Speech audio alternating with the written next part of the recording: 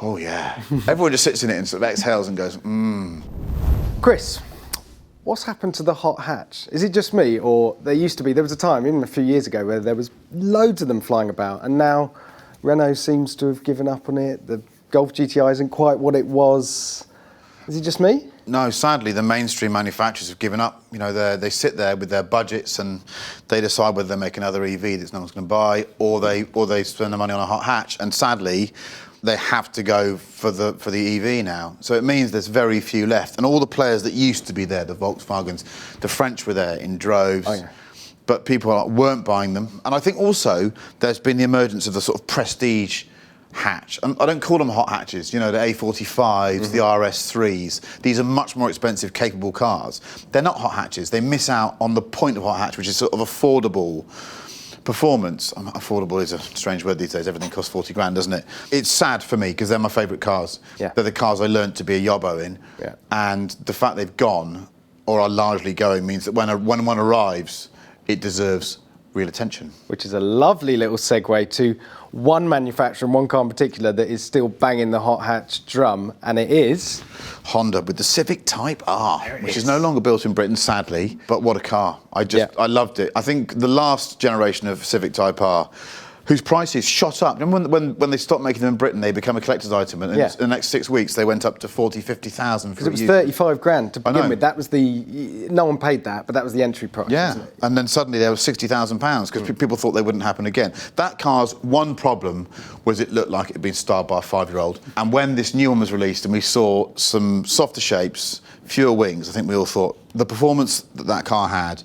dressed in some more acceptable bodywork, would be just be a recipe that we'd love, and sure enough, what's happened? It's not often that a motoring journalist makes a point and then the next generation, they just deliver what we were saying. More of the same, please, less ugly. Yeah. You touched on the history there with the last generation, but it's been one hell of a bloodline, the Civic Type R, hasn't it? Yeah, Honda's relationship with the hot hatch is very interesting because they were much later to the party than people think. The EP3 was the first real hot hatch that they made that had that sense of over hot hatchness, you know, crazy badging, big wing seats. It was a statement of I want to be fast.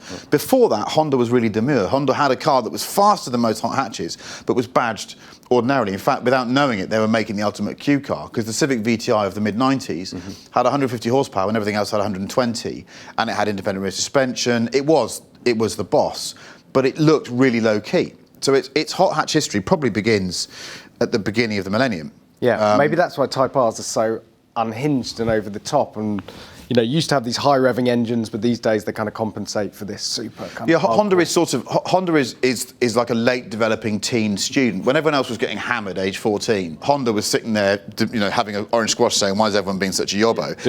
Everyone else has now given up on the hot hatch, so that they've gone from being students and they're drinking espressos, and Honda's still cracking open the J2Os or whatever it is, getting hammered the whole time. No, that's a soft drink, isn't it? Smirnoff Ice. You need to get out more. Honda is still going through an elongated adolescence, and thank God they are. They are. So, all right, let's talk about some of the tech highlights of this car, because it's similar to the old one with the new body on. What are the big changes? They've tweaked the engine a bit, so a little bit more torque, and I think the powertrain really is very similar. The turbo spins faster. It's an evolution. The chassis, I think, it's just so solid. It really works well, and I think they may not claim big mechanical differences, but the way the diff works, I'm being proper geeky now.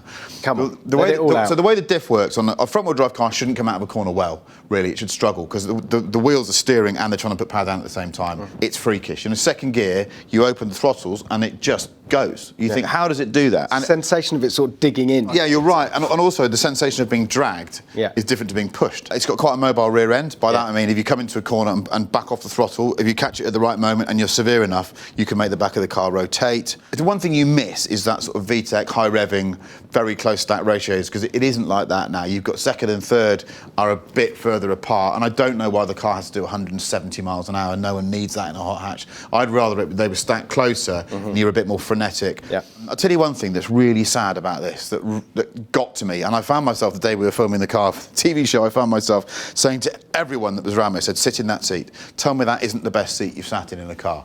It is perfection. It's this red Alcantara seat that looks quite ordinary, but the moment you sit in it, Fred was there that day, yeah. and I went, Fred, sit in that. And for a seat to work for me and him shows they've really got it right. Sort of squidge in the middle and support on the sides. And Fred just sat in it and he went, oh yeah. Everyone just sits in it and sort of exhales and goes, It sort of cossets you, but it supports you as well. Yeah.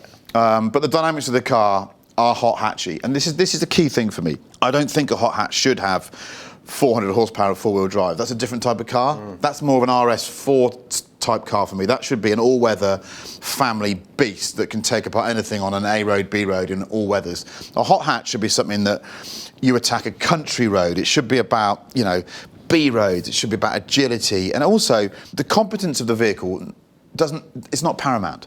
It's about how it makes you feel. You should be feeling like you're going faster than you are, maybe, not the other way around. Maybe that's the key thing. A hot hatch should make you feel you're going faster than you are. An RS3 should make you think, oh, was I going that fast? Yeah. Yeah, and I love filming it. It was an absolute hoot. It was on a Continental. I'm being a geek now. It was on a Continental tyre when it arrived, and that wasn't quite there. But we put the Michelin 4S on it, which does reveal a lot.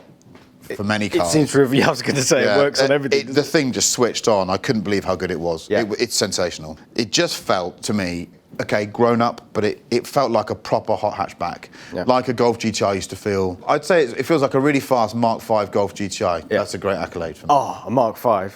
Where does it sit in the pantheon of hot hatch greats then? Oh, God knows. Well, we tried to answer that question in the film.